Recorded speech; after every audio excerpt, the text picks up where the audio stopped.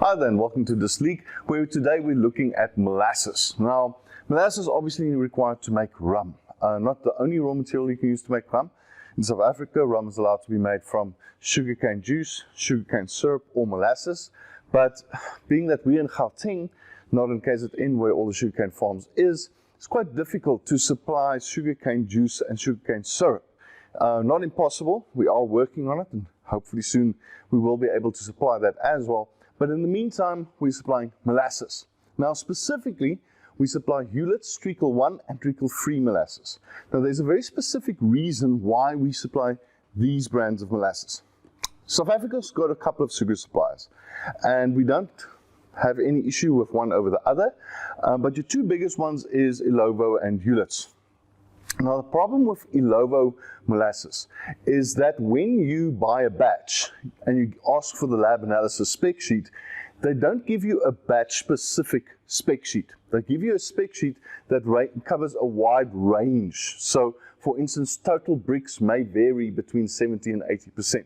Fermentable Brix may vary between 40 and 60%.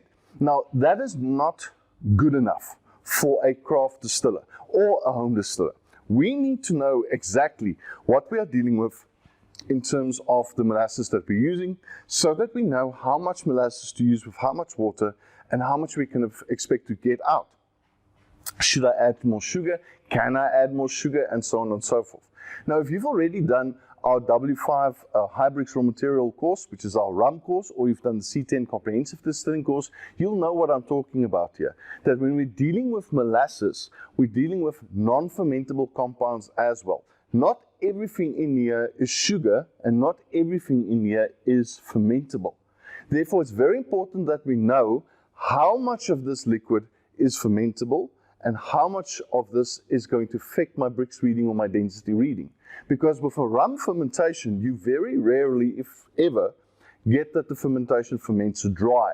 And with a dry fermentation, I'm meaning an SG of between 1 and 0.99, or a Brix reading of 0, or an approximate alcohol potential of 0, meaning that there is nothing left to ferment.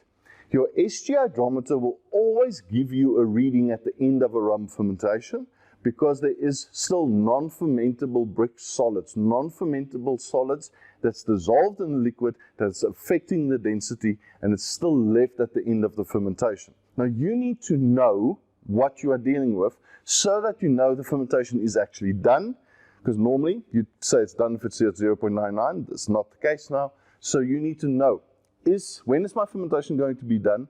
And is there a possibility that I can still add more sugar in here if I'm a home distiller? Obviously not allowed as a commercial distiller, but as a home distiller, can I still add sugar in to up my yield?